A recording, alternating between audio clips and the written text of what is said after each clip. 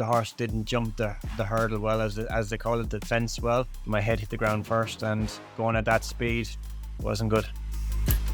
Hey guys, and welcome to another episode of Getting Back Up with me, Anthony Ogogo.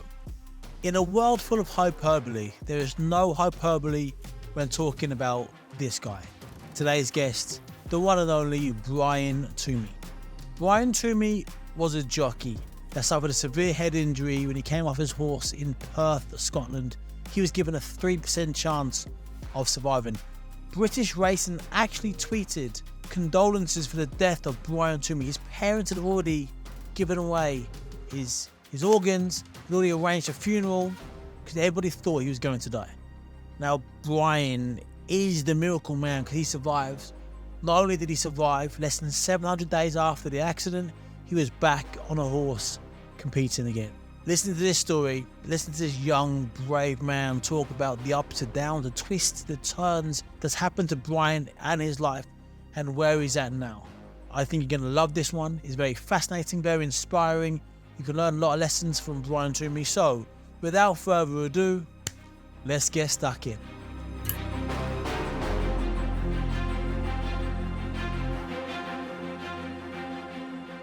Brian Toomey, the miracle man, the man that lost half his skull, the man that died on a race course and came back and achieved the dream. The miracle man. Mate, first things first, I'm going to ask you a lot of questions today, but the most important question I'm going to ask you, and I really mean this, how the bloody hell are you? Yeah, I'm very good, thanks. It was a very difficult time, but I'm very lucky. So yeah, very good. So I want to learn about you, the miracle man. I want to learn about you, mate. So yeah, 10 years ago, you stepped foot on a horse, which you've done your entire life, and your life just changed. Yeah, I was going to Perth Racecourse in Scotland. It had a favourites chance. So yeah, as a jockey, any opportunity you get, you try your best, and I was going there with the hope of winning, and it was never going my way throughout the race. The horse was never at the races, shall we say, and just took a heavy fall. And as jump jockeys, we take a lot of falls, but it was a bad one. I mean, I've seen that you've sent me the pictures. I've seen the pictures. It was a bad one. I mean, you haven't got to be a neuroscientist to understand that. Looking at the pictures, which I'm sure we'll put up, and hopefully they're on there now as we're talking. Wow, just wow. And what I'm fascinated by, mate, is, as I said, I've read a lot about you, and I've read interviews and watched interviews that you've done from a few years after the fall up to now, and you've changed. Like, the words that you've used in interviews is totally changed. You seem like a different person to how you were even 5 years ago. Yeah. Listen, we all have a story behind us before this injury. We all have a story, but just like yourself, I mean, I come from humble beginnings back in Ireland. I was brought up on a farm, and a lot of hard work. I did a lot of hard work as a kid, and we get rewarded for the hard work we put in. I didn't come from a racing family, or there was no equestrian in my family. I don't know where the passion came from, but I was lucky that I was bought a pony from a young age, and I was like trial and error, really. I taught myself, most of it I taught myself, but I was very lucky. Finished school in some sort of shape or form, and completed school, shall we say. And I came to England straight away. So I've been in England nearly 16 years. You're rushing. You're rushing. There's loads. You're rushing through. I really believe we are who we are because of what we go through. Like, the things that we go through, both at home and at school, make us who we are. I think, I really believe that. And we've just rushed through the first 20 years of your life. And I want to go back and pick a point, because I want people to be inspired by your story, and it's such an inspiring story. Before we go into that, and we'll ask you a question now, why did you survive? When you were given a 3% chance of survival, your heart stopped for 6 or 7 seconds, they resuscitated you on the course. Why you? Why did you survive? Have you ever thought about that? Yes, daily. I would like to take full credit for it, but I mean, the care of the NHS and surgeons, and I think I had surgery on a Sunday. If that happened back home in Ireland, it probably would be put off until the Monday, and it would have been too late. But listen, I was very lucky. But uh, obviously, I have a lot of determination, etc., etc. But a lot of it was not down to that. It was down to luck. And uh, obviously, I still had the hunger to survive, but I think it was the hunger to overcome it, which has got me to where I am now. Do you believe, and I don't know what you believe in, if you're religious or spiritual or whether, doesn't really matter if it's God or the universe. Do you believe that you survive because you have still have left, you've got a lot left to give to the world? There's still something great inside you to give. Yeah, I should hope so. Yeah, they say someone was looking down on me. I think the whole world was looking down on me. To be honest, I like what my family were brought over from Ireland after I got the fall. They had seconds to get over when they had to get a flight, when they had to come from airports, etc. So I think my family would genuinely think that it is the biggest miracle ever, because they've seen me at my worst and seen where I got to, and now they see how hungry I am to achieve. And I'm probably a nuisance, to be honest, because every time they pick up the phone to me, I'm probably yeah, chasing. And I think that's one of the reasons why you survive, because you are very hungry, you are very driven, and you have a goal and you want to get it. Doesn't matter what gets in your way or who gets in your way, you want to get that goal. And that's so inspiring. I really believe like that's a massive reason why you're still out here today. And yeah, the miracle man I mentioned at the beginning, that it's not hyperbole. In a world full of hyperbole, there's no hyperbole. It's genuinely a miracle that you're still here.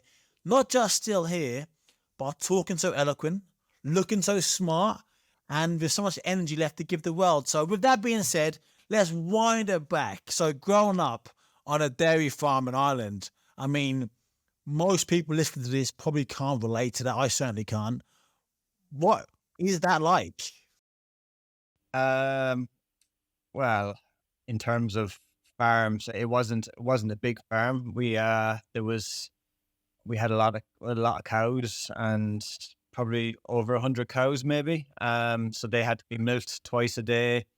They had a calf every year, so they obviously the calves had to be looked after. So are you like, are you milking the cow before school and after school, or doing your homework? I can't, I gotta go milk a cow. What happens? Yeah, I can't say it was a daily task of mine. It was probably something I shied away from because I had other interests, and my pony took priority. So yeah, I probably dodged off a fair bit, but when I was called upon, I'd like to think that yeah, I milked many cows. I mean, it's unbelievably hard work, isn't it? It is, yeah. It is a great grounding, and obviously, just like yourself, I did a lot. I obviously did a lot of research on you, and obviously, you didn't come from, like, you came from fairly humble beginnings, that you had said, and it's good because it just gives you that hunger. Like, it makes you determined. It makes you want to achieve, because none of it was handed to you, so you've had to work for it.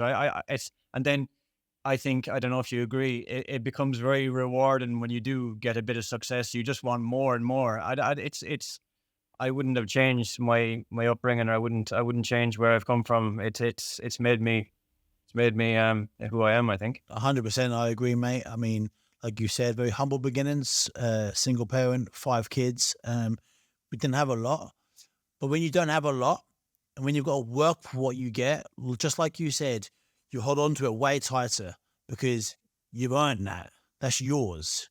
You don't want it taken off you, and unfortunately, it was taken off the both of us, wasn't it? But as I said, we're lucky to be here and still have a purpose, haven't we? We'll get to that. We'll get to that, mate. We'll definitely get to that. So, your work ethic, I think, was instilled in you being a kid, a young man, a boy. So you said you got given a pony. Yeah, if I got bought a pony, I think, I can't remember, it was years and years ago. I think it was like in Ireland every week we used to have this paper called the Farmer's Journal. It was called, I think, if I remember. And I think there was an advert up on it for a cheap pony. And yeah, my parents drove up with the cattle box, as we call it, like with the box to for the cows to go in, and we picked up this pony, and yeah, it all starts from there, to be honest. So what? So how did it start? Like, you got a pony? Was the goal always to be a racer, or when did that dream kind of like begin, blossom? It didn't, no. I got going, and neighbors, close friends of ours and neighbors of ours, had horses and ponies which they competed or raced, and um, it was something that I had seen and taken a lot of notice of, and I was competitive when I was younger, playing sports and stuff, and I thought I'd put two and two together. I loved horses and I was competitive, so I thought, well, why not race them? It makes sense.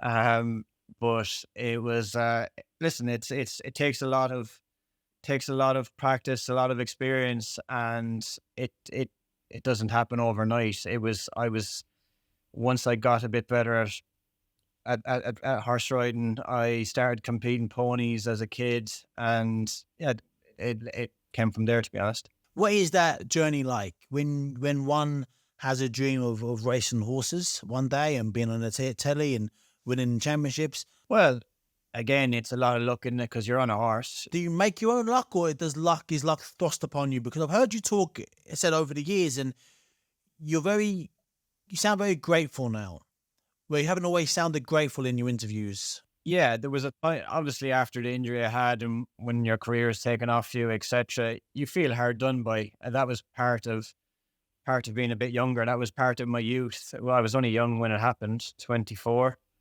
Um, so I was a bit younger then, a little bit more immature, and I probably felt very hard done by when all my friends are still out going racing every day and riding winners, and I was learning how to be human again. I felt very hard done by for a long time, but looking back on it, I know the hunger I have now, to become a trainer and to be successful as a trainer, and I doubt I would have that same hunger if I didn't overcome what I did, if I didn't face what I did. So it's made me a very proud person, and I'm yeah, I'm proud how far I've come. I'm smiling, mate, because you're saying we've lived very. I often say this to when I have my guests on my podcast. I often say that there's loads of similarities between you and I. And it's weird. And it's taken me a while, it's taken me 15, 20 times of doing this to realize that, like, driven people, their journey is often they're parallel a lot. Like, when you have dreams and ambition, I often say when I do my public speaking, like, when you have goals, the bigger the goals you have, the more life happens to you. And when I say life, I mean the ups and downs, the twists, the turns, the setbacks, the amazing achievements, but the setbacks. Like, that's life. That's what life is.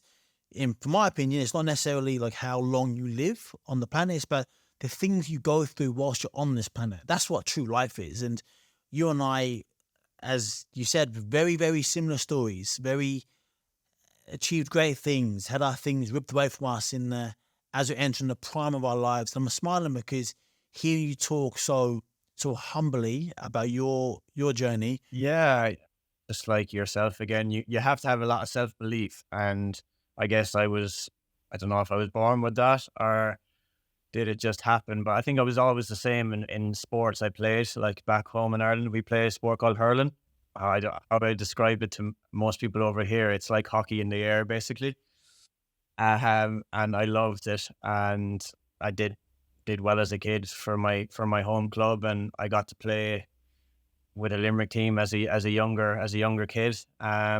So yeah, I had a lot of self belief in that I should have been on the senior panel when I was a kid. You know what I mean? I thought I was better than I was. At the time, did you think you were great? Has it taken you this experience to realize maybe you weren't as good as you thought you were?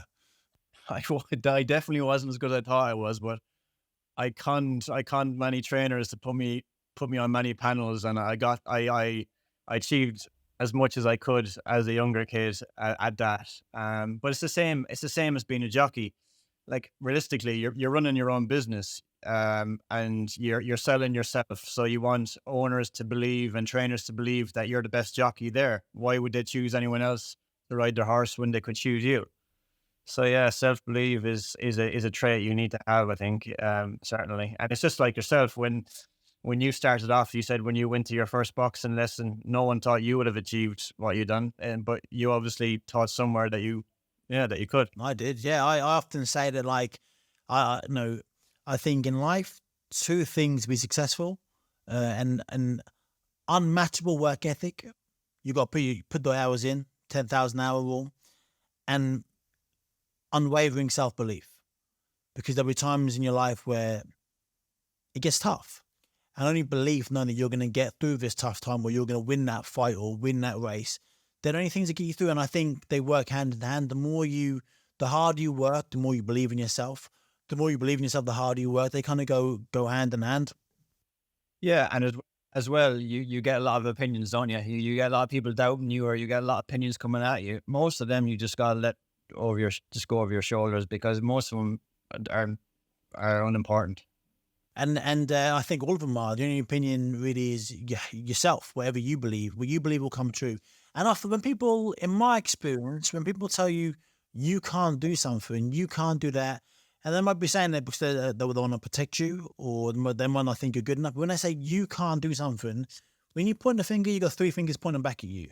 And really what they're saying is, I can do that. I can do that. That means you can't do it as well. No. It matters what you believe. If you believe you can do something and you work hard for it, there's nothing stopping you. The glass ceiling, oftentimes, we put on ourselves, or we let other people put on us. Smash through the glass ceiling. Anyway, mate, this is about your story. What was your greatest achievement as a jockey? Listen, I didn't achieve masses as a jockey. I got injured very young. I was hoping my career was going to progress even more, but I won races on some nice horses that went on to win nice races. But I was content. I was making a good living. I was getting plenty of opportunities. I didn't, as I said, like I didn't achieve the goals I wanted to achieve as a jockey, but there was still hope in the future. But future was taken off me. Like, what is it about horse racing that really kind of gets you pumped up? Well, it's that passion that I have for it. But like firstly, a horse is a beautiful animal. And you think of, it's such an athlete. Like you think of, you compare him to human athletes, and you knew when you were as fit as you could be at the top of your fitness, you knew what went into that. And I think it's so interesting. It's very unique how you can possibly get the best out of a horse, how you can make a horse perform to its best of its ability. And yeah, in a race, whether it's in a race over on the flat, which is maybe a mile on the flat. Well, horses on the flat have to jump out of stalls, so they're put in stalls and then they have to jump out of them. So you need so much luck again from the get-go. And whether it's over jumps, maybe if it's 2 miles over jumps, a horse will have to jump maybe 8 flights of hurdles or 8 fences or 10 fences. So a horse everything has to go right for it. It has to jump well, to keep it in a rhythm, to keep it traveling, as they say. And yeah, it's I don't know, it's mind blowing when you watch it. Even when I watch it every day, like it's something that you're forever trying to work out, because you're trying to work out horses, how they're bred, horses, how they're trained. And yeah, it's very unique. Is it truly exhilarating when you're on the back of a horse and you're going at that speed? Is it good? Is it cool? Yes, it's no place you'd rather be. It's exciting. You just hope the horse can keep up that pace for the duration of the race. But yeah, as I say, even you asked me, like the winners I've ridden and the big winners I've ridden, even if it was low grade racing, maybe on a Tuesday at Fontwell or anywhere else, you think like even to ride a winner, even to ride a winner at a low grade, like you get such a thrill out of it. It's like it's someone owns that horse, someone trains that horse. Maybe 10,000 people have bet on that horse, so you've got a lot of people to impress. Do you feel the responsibility when you're on the back of the horse? Do you feel the responsibility?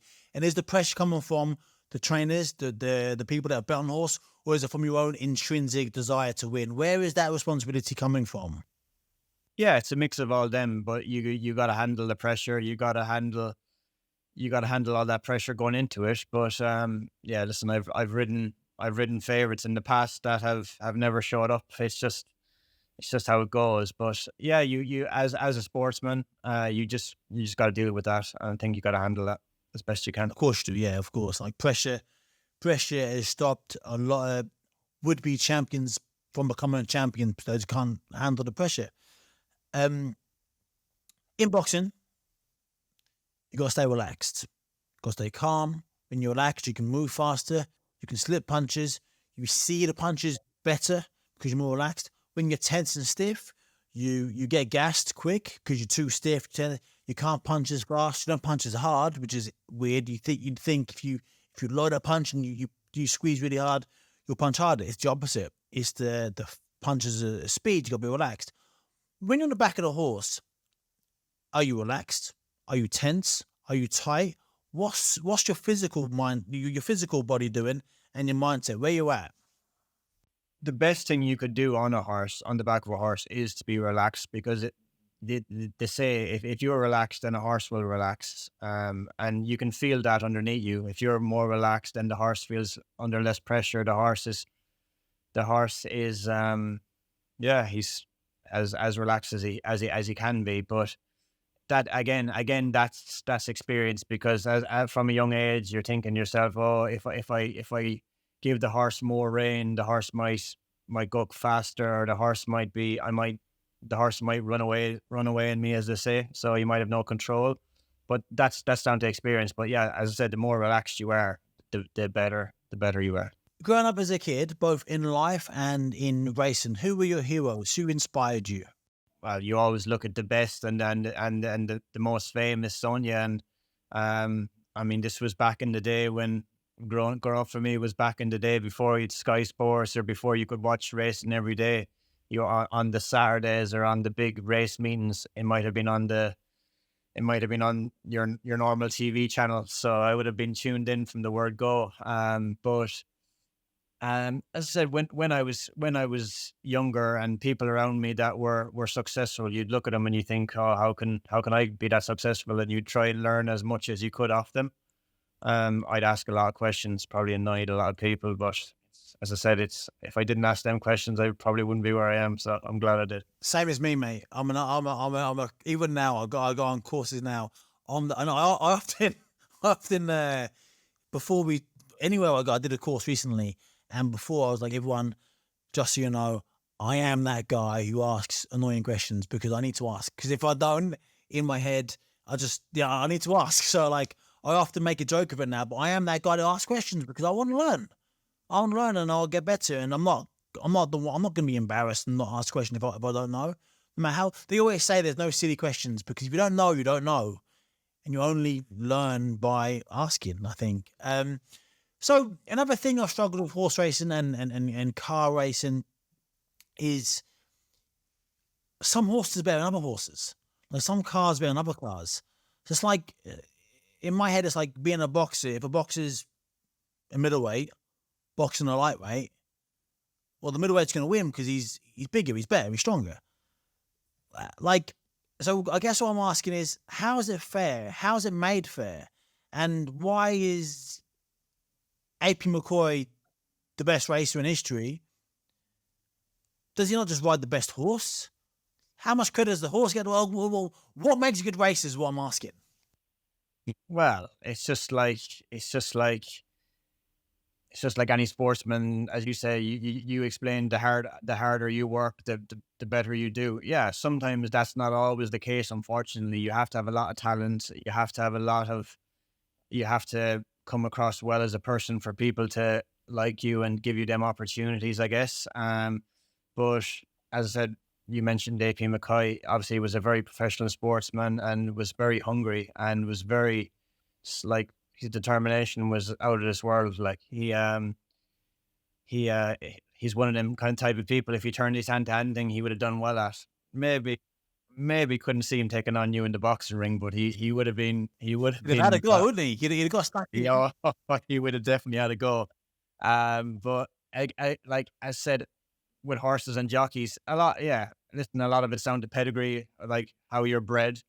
A lot of it's bred into you, and as you just, yeah, a lot of it's not. But I guess the harder you work and the more determined you are and the more dedicated you are to your desire, you listen, with a lot of luck, you can get there. I guess the question I'm trying to ask is this, and I don't know that many jockeys, if I'm being entirely honest. I don't want to disparage anybody because this podcast isn't about that. This is about putting positivity and love and happiness into the world and inspiration. Let's say AP McCoy's got a 6 out of 10 horse, and then a rider who's not as esteemed as AP McCoy, not as good, but he's got a 10 out of 10 horse. Can AP McCoy make the 6 out of 10 horse beat the 10 out of 10 horse if the jockey's not quite as good as him? If that makes sense. I'm gonna mention the word luck again, which I've mentioned already, but like throughout a jumps race, you do need a lot of luck because things have to fall right for you. The horse has to jump well. The horse has to like not use up too much energy throughout the first part of the race. So 9 times out of 10, AP McCoy wouldn't have made any mistakes on how the horse should be ridden, on how the horse would have jumped. AP wouldn't have made any mistakes in that kind of sense. But AP McCoy would have been stronger in the finish than a younger jockey. So if a horse needed that bit of encouragement, that bit more of encouragement, then AP McCoy was definitely going to get the better. So it's like decision making the right decisions at the right time and getting the most out of that horse. Yep. Well, a lot of it's down to conserving energy, as I just said. So like, if you don't have experience at a typical kind of race course, if you don't know what works best at this race course or what works best at that race course, then it's gonna have an effect if you don't make the right decisions. Right, back to the Miracle Man. Now let's get into the journey. Let's get into the story. So as a youngster, you were very good. You excelled. You did great. So how much of Perth do you remember? And this is, now I want to be like as sensitive as I can. But it's obviously a life-changing thing for you. My mum had a brain injury back in 2012. She had a brain aneurysm, and reading bits about your recovery, very similar to her recovery, which I was there for, and I helped her. So I understand how traumatic a brain injury can be for a loved one. Obviously, I can't even imagine what it's like being the person going through that stuff. So I want to be as sensitive as possible. If I ask anything which is insensitive, I apologize. I just want to learn. How much of your childhood, how much can you remember now following the accident? I get asked this quite a lot. I can't remember much of my childhood, but is that just part of getting older? I can't remember. I can remember people. I can't remember a lot of things that have happened. But if it was, yeah, my long-term memory was very badly affected. Short-term memory was very good. Long-term memory was like if I have been reminded of things that have happened in the past, or if I've seen pictures of things that have happened in the past, it might be there in the mind somewhere. You know what I mean? I might remember little parts of it. So when you go for a race, what's the protocol? You said there's a second race of the day. Did you feel, you mentioned earlier about like things weren't great from the get-go, things were a little bit off? Yeah, luckily I've watched it back so many times. The horse wasn't traveling from the get-go. The horse didn't seem to jump well. The horse wasn't in a good rhythm. So I didn't, well, anyone watching it or me riding it didn't feel like I had any chance from the get go. It definitely didn't have a favourite's chance. It was favourite before the race. It was favourite to win the race, but it didn't. It did never look like it was never in contention to be a winner. You can feel that. You just know that when you're on it and how it's responding to you. Yeah, and you feel like I was using up so much gas from the get go. I was asking him a lot of questions and trying to get the horse to travel a little bit better to make it a bit easier for me and him, but it just didn't seem to happen. So you're off, right? You're off. What do you hear? Like whenever I've watched horse racing, I know the noise is so loud. Gallop and the hooves on the track. Is there what sensory thing can you feel in those moments?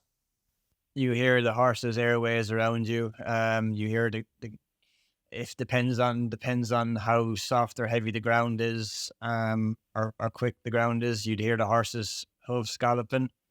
Yeah, and you'd hear the commentator. Closer to the line, you'd hear the crowd. So yeah, it's a thrill really, because when you're on a horse, there could be, I don't know how many thousand people at the races, or it could be at a big race meeting like Cheltenham or Aintree, where there'd be 100,000 people, or however many thousand people there, and yeah, it's exciting to think that everyone's there for what you're taking part in. So it's very exciting. Whenever in boxing, you can kind of hear the roar of the crowd, but not really. But the weird thing is in boxing, when you get hit, it's silence. And that silence is deafening. And it's a strange feeling. And I've as I've said, I've watched your interviews and I've watched The Fall, which is gut-wrenching. What, if anything, did you feel or hear in that moment? Was it like a punch in boxing, silence, or was it noise? Well, in that fall itself, I heard nothing because I'd lost consciousness. But in most falls, you'd hear the thud, or you'd hear horses' legs kicking off you on the way past. You know what I mean? Or horses galloping over you, which is, it's not nice, but it doesn't put jockeys off. I mean, it's something that you accept. It's going to happen. You just either, if you're lucky enough that you haven't broken anything, or that you can get up and walk away from it, then you just leave it behind you and move on and get on with the next race. It's yeah, from the fall itself, yeah, I don't remember anything. I didn't usually usually you'd hear it, but not that one. What happened? What went wrong? The horse didn't jump the hurdle well, as they call it, the fence well, and it just tumbled over on landing, and whatever way my head hit the ground, first. Usually you'd put an arm out to for the crash your landing, and you'd get your arms out to land as good as you can. But my head hit the ground first, and going at that speed, 30 miles an hour or whatever speed it may have been. Yeah, it's the velocity of the fall obviously kicked in, and it wasn't good. So obviously from that moment, you have no recollection, but you know what happened retrospectively, being told by the medical professionals. So what happened? An air ambulance was called apparently, but because of the severity of a head injury, or because I'd lost consciousness, I couldn't go up in the air. So then an ambulance obviously took me. There's two ambulances following us around anyway in a race, so that just proves how dangerous it is. So I was taken to Dundee Hospital in Perth, with a 3% chance of survival. I'm always quite intrigued how they work out the percentage of chance you have of surviving. But yeah, it's I guess after you've lost consciousness, maybe that's the chance of survival you have, I guess. Yeah, and I'm sure they see these an awful lot, the head injuries, the trauma, what you've been through, and your heart stopped on the course. Yeah, I lost consciousness for 6 or 7 seconds. So yeah, I yeah, it's It's crazy. It's crazy to think. I can't believe I've been through it, or that has happened to me. But So they rushed you to Dundee Hospital. What were the doctors and nurses doing to you at the time? Was it a case of he might die in any second, or was it a case were you stable but just fragile? no, I after losing consciousness, I think I was put into an induced coma, and part of my skull was removed to make room for the brain to swell. Um, and this was all happening while my poor family were flying over from Ireland. I mean, they had minutes to get over, and they were. It was going to take. It was going to take half the day by the time they had got to the airport and flown over and stuff. So it was. Oh, I can't imagine how hard it was for them. So I was put in an induced coma with part of the skull removed. I think I was in an induced coma for up to 2 weeks. So yeah, so when my family landed over, that's what they seen, and that's what they come to see. So when your family arrived, they half expected to arrive at the hospital and you not be there anymore. As serious as that. Yeah, yeah. I mean, it even made the paper that it even made not the paper, but it went out that I'd lost my life and everything. Everyone, as far as everyone was concerned, I'd lost my life. I remember, yes, you were British Racing. They tweeted that, didn't they? They tweeted he'd passed away. Yeah, yeah. That was yeah, they have that, but like my mother come over, my family had come over, and my mother had my funeral arranged. So everything was, yeah. They had said nearly said their goodbyes. Goodness me. Your poor mum, your poor family, your poor you, everyone. It's just, I can see why you're so grateful now. I get it. I mean, how quickly it all could have just went away. Wow. So, needless to say, that was your lowest ebb. Was that your lowest ebb there, or was your lowest ebb when you were recovering? I found recovery very hard. Like you from listening to doctors and neurosurgeons, and from whatever you look up online, you try to. There's no facts on when it comes to brain injuries or head injuries, because every one of them is so different, because you don't know the exact what part of your brain cells have been injured or been damaged. So recovery, it was. And one neurosurgeon had said to me that you you'll recover for up to 16 or 18 months, I think he said. But I'm definitely against that. I would put years on it. I don't think recovery happens that quickly. Well, when it comes to the severity of it, and I doubted throughout my recovery, even though I didn't let on, because I was a proud young competitive sportsman, and you always put out this image that, oh, you're the hard man, that nothing affects you, that I'm not soft, that it's not bothering me. But yeah, I didn't let on to anyone, including myself, how difficult I found it, because I was down in my recovery, and I was always worried that because I had a bad brain injury or head injury, that everyone was always going to doubt me for the rest of my life. Because when you mention head injury or brain injury, people automatically think that, oh, that means that he's gonna this is going to affect him, that's going to affect him, that his mind is going to be completely damaged, and that, yeah. So I did for a long time, as I said, doubt my recovery. What did you really struggle with in those moments? Really struggled that I wasn't going to get the life back that I had, the career back that I had. I mean, I was very young. I still had 10 or 15 years left in my career as a jockey, without injury. And I was just getting going. I was ready to take on the world, and as I said, it was just taken off me, and I did. Yeah, recovery is a lonely place. Yeah, my mum said the same.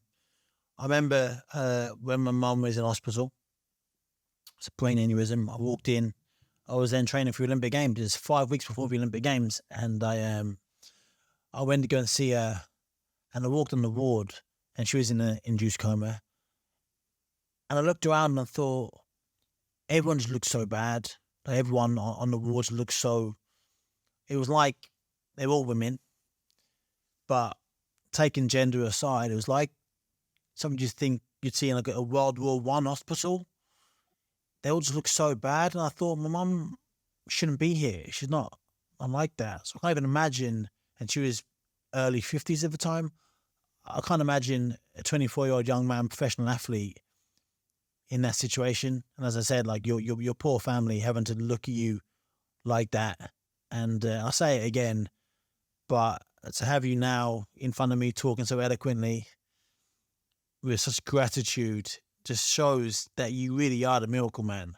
Not just surviving that horrible incident, but being who you are today now, truly the miracle man. I'm very proud to have you on here today, sharing your story. It's No, listen, I really appreciate that, and it's coming from someone like yourself. It means an awful lot. But listen, what doesn't kill you makes you stronger, as they say, and it definitely because it was a very, as you said, it was a very lonely place, and I hit a big low, and I never want to be there again. I just want to. It's been a long climb, but I'm not there yet. But I'll continue. I'll continue climbing until I get there, because, as I said, it's and you don't think like people don't understand, like, say, like my injury. You feel like no one understands, because most of the time no one's lucky enough to survive what I survived. And secondly, people just don't understand when your life is completely taken off you through a career-ending injury, or when you're a sportsman doing what we're doing and it's just taken off you. And you just said it, your mother found it very lonely as well. Like you feel like no one around you understands, and you feel like everyone now thinks not less of me, but now everyone now might doubt the rest of my life. another thing. Obviously, my injury wasn't as severe as yours, but I also had my career taken away from me. And something I really struggled with was losing my identity. And I'd always been Anthony Ogogo, the boxer. I was with the boxer, and I was on the cusp of becoming a world champion and getting all the money in the world and all the belts in the world and all the success I ever wanted, and ripped from me. And one of the hardest things, forgetting the success and the belts and the money, was losing my identity. Did you struggle with that? Yeah, I went from being a northern jockey, as I was classed as, to becoming the miracle man, or the lad that survived that bad injury. I mean, it was fairly well documented. It made headlines, but it was I was it's I only wanted to be a jockey. I only wanted that as my identity, not anything. And yeah, it is difficult. I was going to end on this, and there's loads more to talk about, by the way, so I'm not getting it anytime soon. But you just said something quite powerful. I saw you say, I'm always going to be known as the ex-jockey with the injury, but I want to be known for my hard work and my racing mind rather than a broken brain.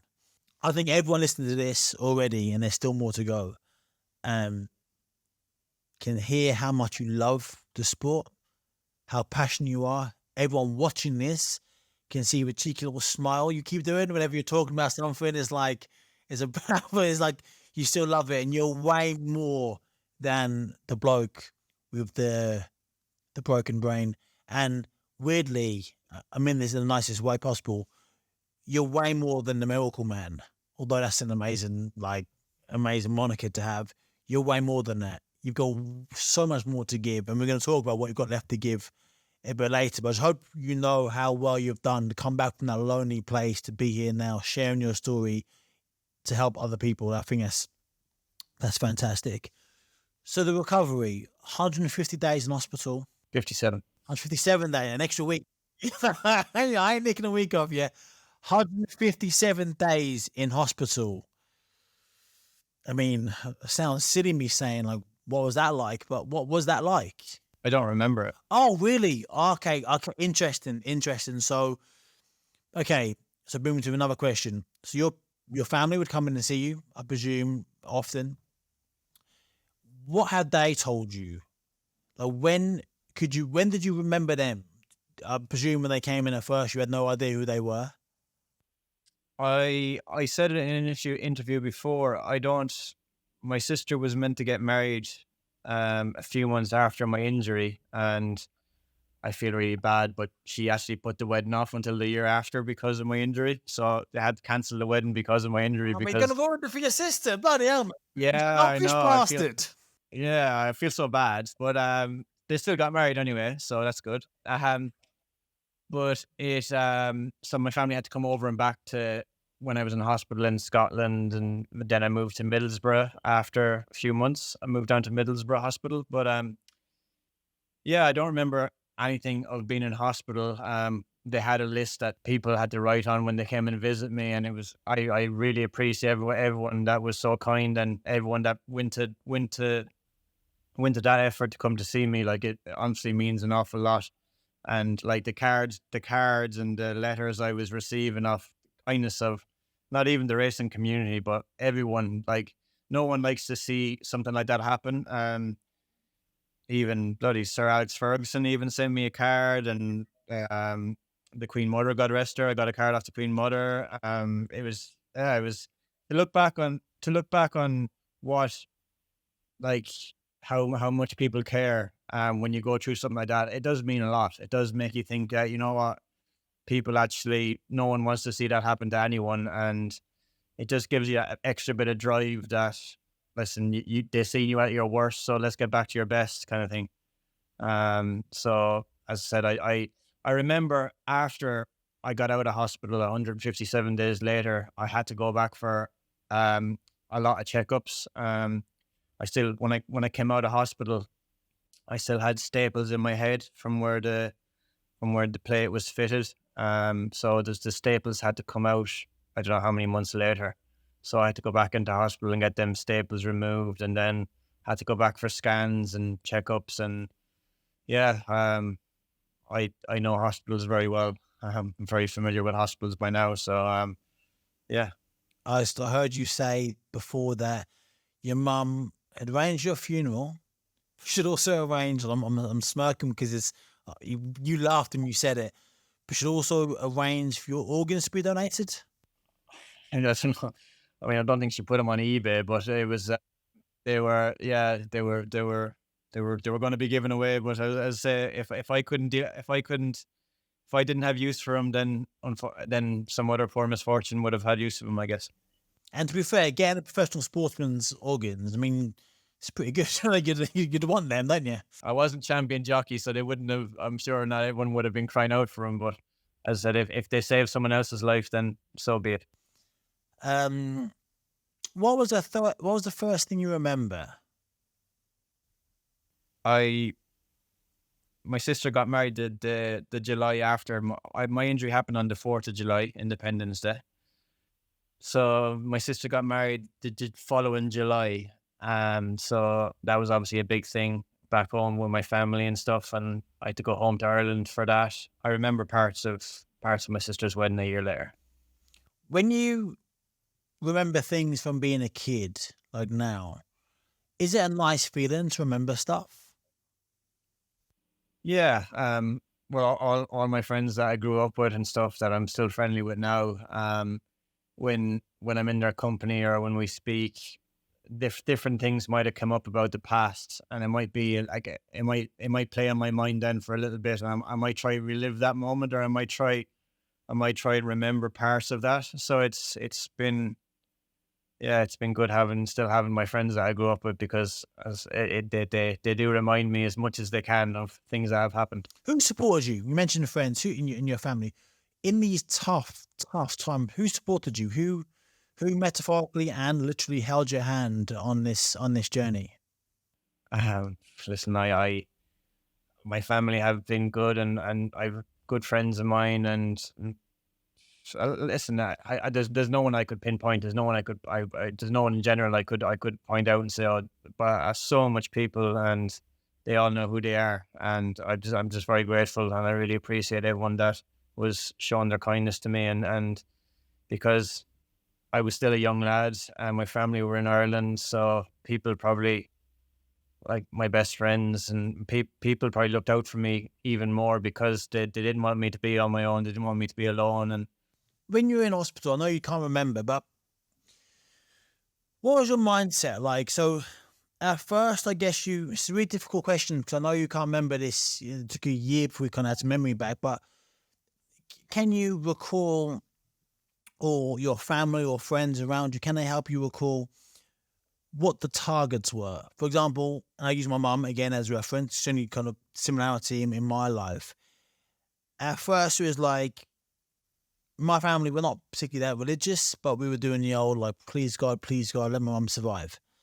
And then she was in a coma for months. And then she got over that hurdle. I remember the doctor said, she's not out of the woods yet, but she's stable. Then the next milestone was, oh, she's not going to die from this. Not now anyway, which was amazing. Then the next bit was like, well, now she's got to learn, remember who we are.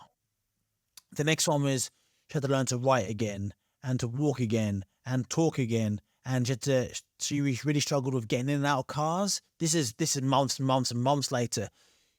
Do you remember the little target you set yourself and the goals? And when was that? Because your big comeback story, we'll come on to it later, but the big comeback story, getting back on the horse, was obviously a few years later. When was that a realistic target? that was always a target, even though people thought I was on cloud cuckoo land. People thought this will never ever happen. You'll never be back to that health and strength. Doctors and trainers and owners will never see that happening or never allow that to happen if they can. But getting back to when I was in hospital, like I had to learn how to walk in a straight line again, how to make a cup of tea again, I think was part of occupational therapy. Um, so yeah, I had to learn all that before I could before I could even walk again. Um, yeah, I don't know. It's a very open question. That was always my mindset, that I was always going to get back on the horse, that I was always get back being a jockey. And listen, not that I want to prove people wrong, but it definitely proved a lot of people wrong, because I was lucky enough for that to be able to happen again. What was it? Were you trying to prove them wrong or prove you right? What was it? Or a bit of both?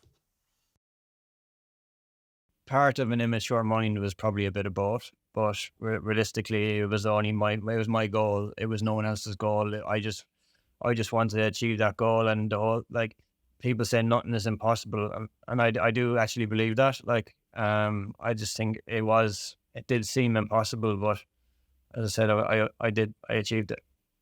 They made you did, and you did. Wow. You I've heard you say you held it against certain people. They tried to slow you down in your recovery, and reading between the lines, it sounds like you kind of fell out with some people during your recovery. What was that about? Yeah, people. I always felt people were trying to put barriers up in front of me when they were only right, given what I've been through, and given that they were only trying to look out for me. But for some reason, I was holding it against people for getting in the way of my dreams, for getting in the way of my goal. For people maybe doubting my drive to overcome everything. And as I said again, that was part of being younger. I do regret putting distance between me and anyone who's ever doubted it, or who has ever gotten in the way, kind of thing. Was it your drive of getting back on the horse and being successful and living out your dream? That's what put distance between people, you and the people trying to stop you from doing that. Yeah, basically. And they just cared for. Listen, they've seen what my family had been through. That they didn't want me to be so. They didn't want me to do it again and put myself at such risk and put my family at that risk. You're sitting here today, mate, very eloquent young man, still a young man with a lot of life left to live. And again, this might be hard for you to answer. This might be something that other people have told you since. What are some of the main differences between you pre-accident 11, 12 years ago and you today? I'm hungrier. I'm just like, if I have a Hungry goal, I now. just, Oh, yes, well, far more. I'm probably annoying because if I've got a goal, I need to. I've got certain tasks that I have every day that I have to achieve. That I have to do them. Otherwise, I'm unsettled. I don't. I'd be I'd be far more relaxed when I when I get one step closer to whatever I'm chasing. If I'm one step closer, if I do something every day that gets me one step closer to it, I'm happy. I had a guest on my podcast, Sam Ward, who's a British hockey player, plays for the men's GB team, and he's a striker. Now, Sam had a hockey ball smashed in his eye in an Olympic qualifying match in 2020, and he's basically blind in his left eye, very similar to me. Our difference is he got back to playing. Well, I never did, competing. Um, Now, incidentally enough, Sam, he has some vision in his eye, but he's lost some of it.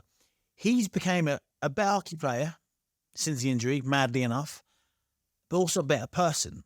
He says that two-eyed Sam was a wanker, brash, young, cocky, a bit of a dickhead. He said one-eyed Sam, he's all right. He's a nice guy. It's humbled him, made him more driven.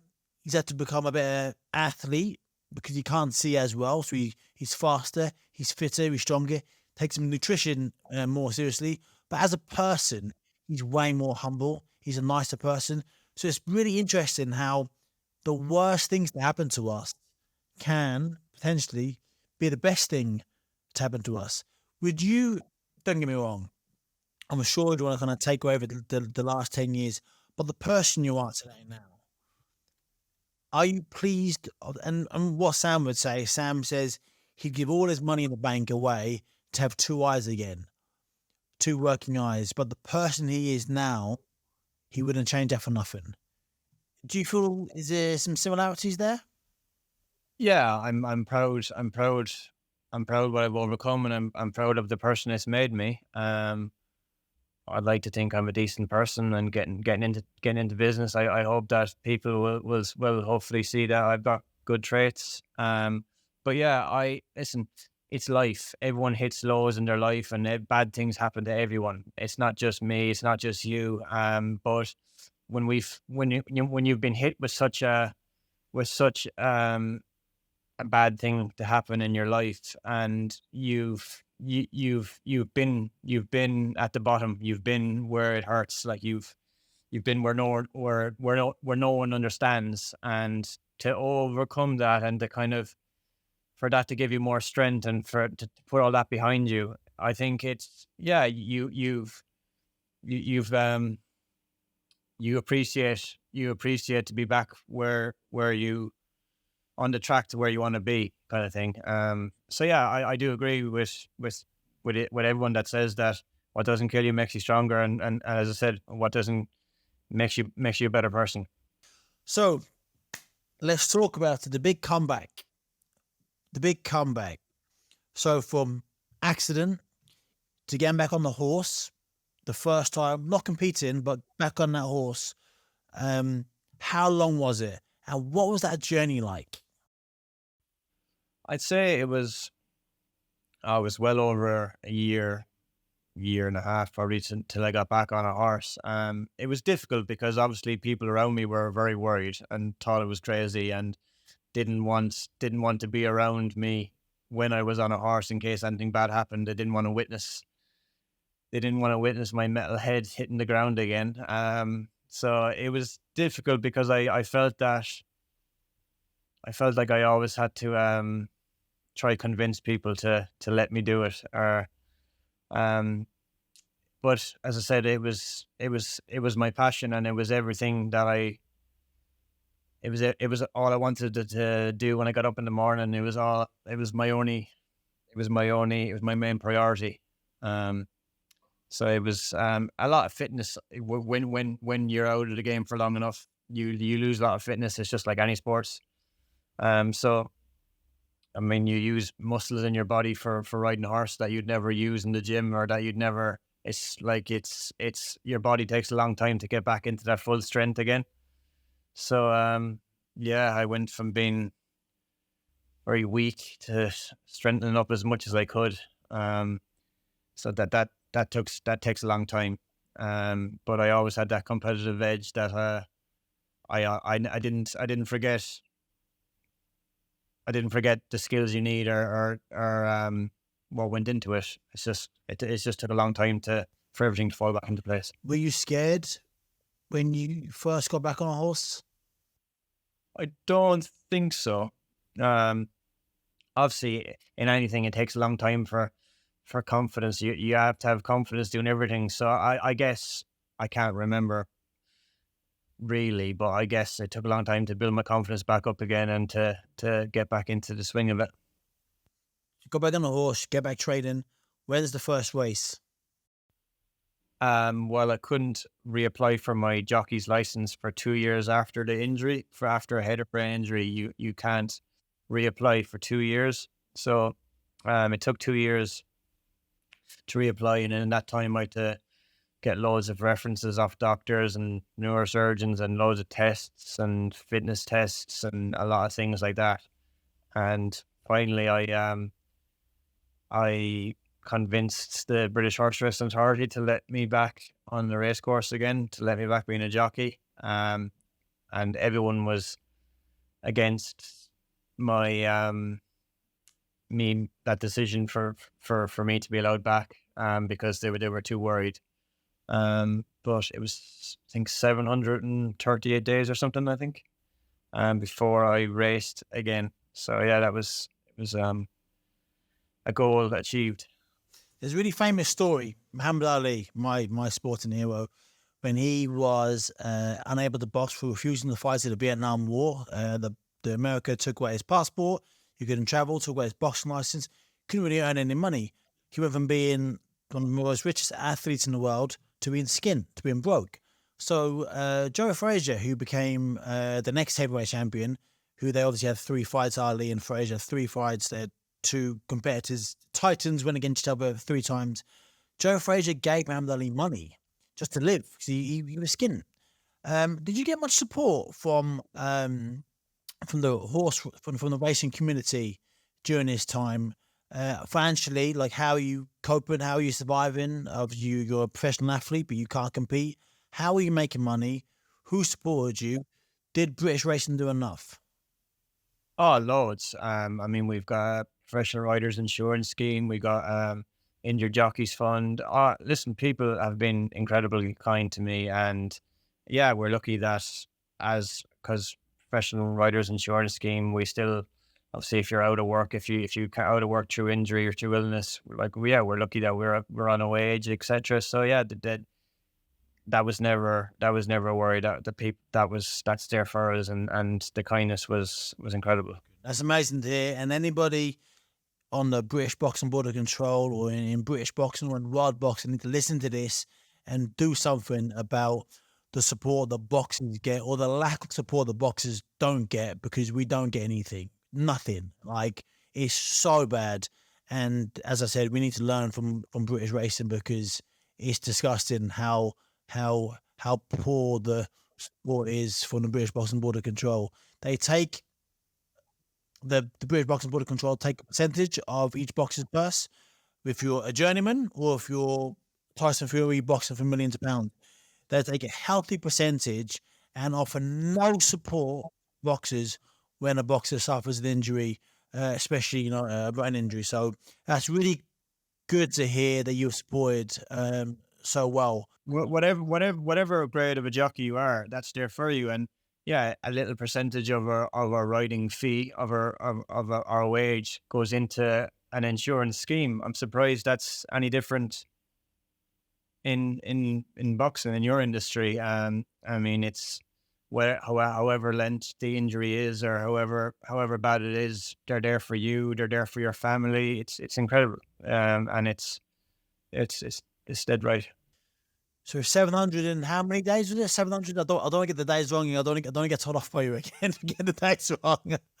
I'm going to say 738. I hope I'm right. 7 days. You got back on and you raced again. Please talk to. So by this point, your memory is back and it's good. You're able to remember things. Yeah, I was still probably living on cloud cuckoo land a bit, but that was only through excitement. That was only through. That was a lot of reasons why. But yeah, I was dead excited about getting back. Shouldn't mention dead, but I was excited about getting back. And my family came over to be there to witness my first race back. And it was, obviously they were very proud, but worried at the same time. And yeah, I was realistically, I don't know how realistic I was, because I was never going to get the career back that I had. And people were always going to be afraid to give me opportunities in case, because I had a metal plate in my head. That my last fall, I lost consciousness. So people were going to be too worried to give me them opportunities. But for some strange reason, my mindset was that I would prove people wrong, and that I would get back and I would get them opportunities. But it was goal achieved. So that I tick that box. Yeah, I remember I saw something you said, something like you got back, you achieved the dream, you got back, you did exactly what you said you were going to do, but your post-injury career was disappointing. And then I heard you say it was unrealistic for you to think you were going to get back to the level you were at beforehand. Why was that? Like physically, like are you able to do? Were you physically able? Oh yeah. But it's nothing physical. It's nothing physical, but it's because in the sport I'm in wrestling, you like it's to be successful, you need the opportunities to get successful. So you need the trainers to give you the chance to the chances, and I just wasn't going to get them chances. So that was the reason behind it, really. And listen, it had nothing to do with I was still as good as I was when I got the fall. And you hope as I went on, as I got older and wiser, and I would have got better. So it was just down to get the opportunities. So mentally, you're sharp as ever. You can make decisions under pressure. You can cope with everything. Your brain is functioning like perfectly now, as was before. But now you've got the added determination, added drive, added hunger, and added humility that maybe didn't have before. So right now you're a better human being now than you were 10 years ago pre-accident. Yeah. So I keep telling myself.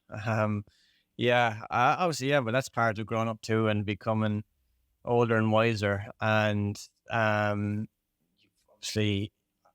you go through life, and I appreciate things that happen in my life, and I'm very grateful, as I said. So how many races did you have when you came back? Your second post-injury career?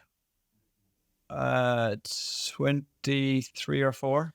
And when did you realize this isn't gonna? I went home, and my family were like really worried about me. That they said that there came a point where after a few races that they were afraid to turn on the TV and watch me ride in a different country because how what they've seen, or because what they've dealt with. And I just thought, you know what, I've tried it out for nearly a year, and I'm not getting the opportunities, and I need to be fair to myself and be fair to my family, that it's not fair on them for what I'm putting them through after like they've stood by me through everything. So I made the decision that it was no longer fair for me to continue my career as a jockey. It's takes a big man to do that. Takes a big person, a lot of individual to do that, to have the sense, I think, and the humility to do that, and to make a decision not just off yourself but for your family as well after what they've been through. So I think that's really Really strong of you, but must be very difficult because you'd work so hard to learn to make a cup of tea again, to walk in a straight line again, to go through that and to get strong enough physically, emotionally, mentally to get back on the horse and then to give it all up again. It's no, I can only imagine. I can only imagine. Wow. I would say, I just from hearing you there, like, yeah, the injury was very severe, but we don't need to go into it. But the mental side of things is just as difficult because you're trying to deal with it all, and like it just plays in your mind for a very very long time, and you always think of what if, but it takes a lot of strength and willpower to overcome the mental side of it, I think. Have you had therapy, counselors to help you through this? In the earlier stages, I did a little bit, but I I was a bit impatient, and I never gave anything a chance back then. But I would say it. Listen, it's very good, and it helps some people, not everybody. But in the mindset that I had, I didn't feel. I felt my goal was getting me through it. That I wouldn't have. It wasn't needed, I didn't think, for me back then.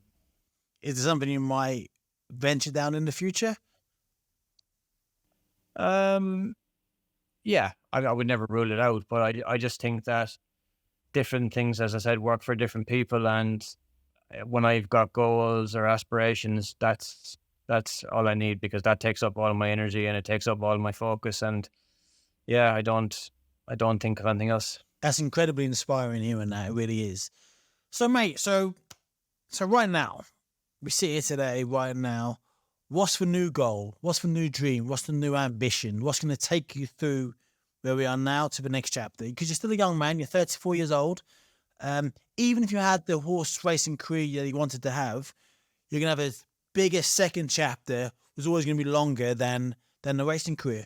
So what is the goal now? Yeah, since the injury, I've worked for different trainers and got more experience, etc. And I've completed my trainer's course. The goal of becoming a trainer.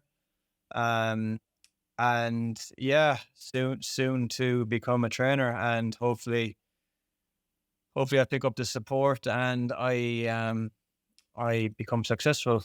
Because that's my drive, that's my goal, and yeah, if I ever trained a horse for you in the future, I'm sure I would make the headlines. I I think everyone who's listened to this and has watched this can concur with me. Anything you set your mind to, you achieve. I think you're going to be a wonderful trainer. I can hear the passion in your voice. I can see the excitement when you talk about what you love so much. I get it, mate. Where can I put a bet on for to bet on you leading, training a famous horse one day? What to close, mate? This has been such a powerful conversation. I've really enjoyed every second of it. I could talk to you for hours more. What advice can you give to people that have gone through tough times? Because people aren't, think touch wood, people, some people are going to have serious brain injuries. Hopefully, most won't. But tough times are tough times, regardless of what they are. What advice can you give to people that are struggling to get through their struggle and to persevere? I just think always have a goal. Even if you don't have one, and if you don't think one is realistic, listen, there's, as I said, nothing's impossible. Even and you get that sense of achievement by working towards it, by achieving, by getting a step closer to it. You get that sense of achievement, so that gives you more determination. And I just think always have a goal, and don't listen. Take everything on board, but don't let everything get to you. If don't let people doubt you. Always let that give you more drive. As I said, if because it's the not everyone is out there for it. Is not everyone is out there to encourage you. So just as I said, don't let anyone get in the way, and just try to have a goal and something to work towards, because you've got a purpose. Then you've got something to get up in the morning, to get a good night's sleep. So you'll be up in the morning and you'll have all that energy to work towards it. And that's fantastic, mate. That's fantastic. Well, I'm waiting for the film to come out. When's the movie going to come out? Where can people follow you? Reach out to you if they need to, if they want to. Where can they continue to follow your journey? I don't have any social media at the moment until I start, but keep an eye out for Brian Toomey Racing, because it's the main focus, and it's hopefully we'll get going. Mate, I do not doubt you for a second, mate. I cannot wait to catch up with you. And whereabouts in England are you at the moment? I'm in Berkshire at the moment.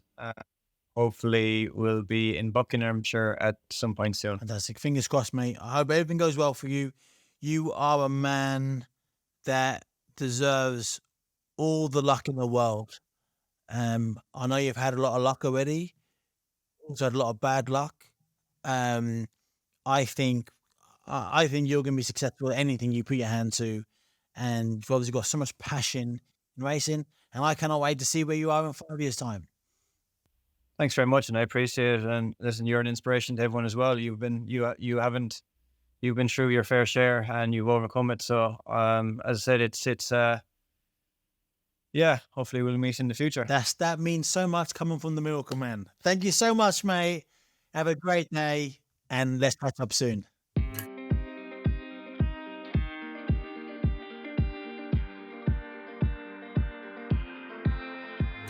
I really enjoyed that conversation with Brian.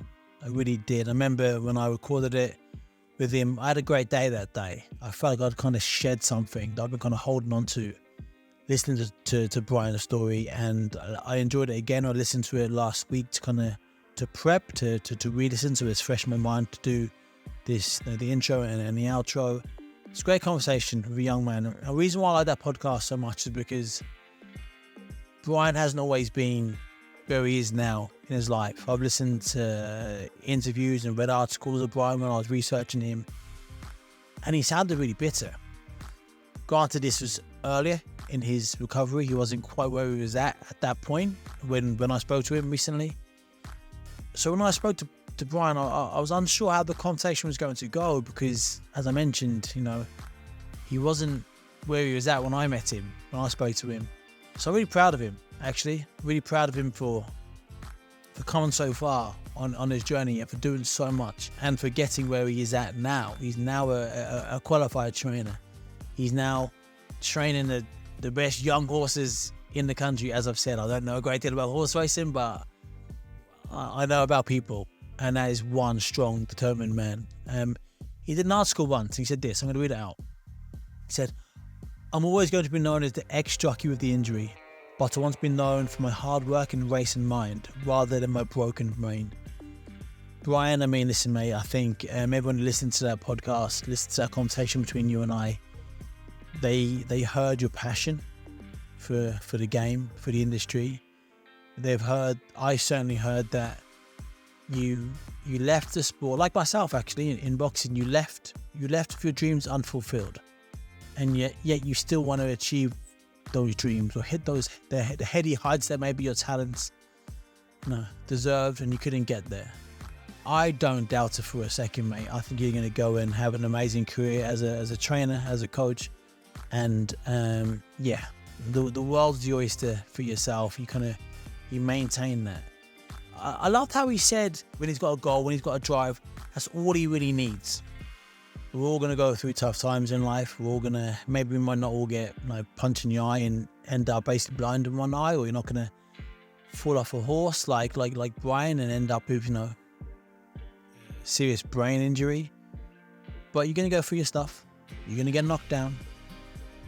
And this whole podcast is a library of people that have been knocked down and refused to give up, and only got back up and persevered and achieved, maybe in the same field or in different fields.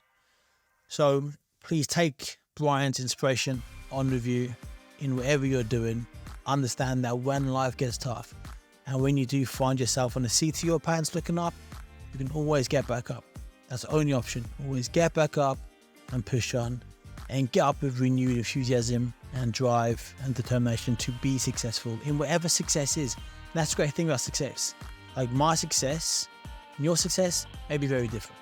My idea of what success is and yours may be very different. And the funny thing is, my idea of success now is different to 5 years ago. Certainly different to 10 years ago. So our idea of success changes. It's pliable. You can change it. You can move it. You can change your idea of success, and that's the great thing. It keeps us hot, keeps us moving, keeps us energized. And Brian, I'll end on this. Brian made a point about always having a goal. Gives you a reason to get up in the morning. Always having a goal. I think that's so true. You heard it here on the Getting Back Up podcast you listen to for free. Yeah, didn't go to a therapist and spend £150 an hour or two. That's how much mine cost. It's, have a goal. Have goals. Big goals, small goals, medium-sized goals, goals for the day, goals for the month, goal for the year, goal for the decade. Have goals and work towards it. Life is way more fun. And as I've said many times on this podcast, the bigger goals you have, the more life happens to you. Life is the ups, downs, twists and turns, the good bits and the bad bits, and we grow from both the good and the bad. So listen to Brian. Brian, thank you again, mate, for coming on and sharing your amazing story. You are the miracle man. You're still here and you're still spreading your wisdom from the things that you went through. I'm so happy that you're in a good place in your life now, and I wish you nothing but success. So listen to Brian, everybody. Get a goal, no matter how big or how small. Work towards it. Make that the reason why you get up in the morning. The goal could be for you. The goal could be for somebody else. Doesn't matter what the goal is, but have a goal and work towards it. Yes, you will get knocked down. When you do, always get back up. Tune in next week. The podcast drops every Tuesday. Getting Back Up podcast. You can find me on Instagram at Anthony Ogogo. The podcast Instagram is at Get Back Up Pod. Find me on TikTok and Twitter.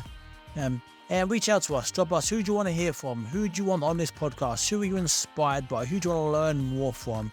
Shout us to DM me on the gram, either account, and send me some names. Let's get some guests on. And please, as you are doing, I know, listening in your droves, you're commenting, you're liking, you're leaving comments, sharing it. If you think somebody could benefit from this podcast, please share it to them. And let's just make this podcast grow as big as possible. Guys, take care. Have a great week. And I'll see you next week.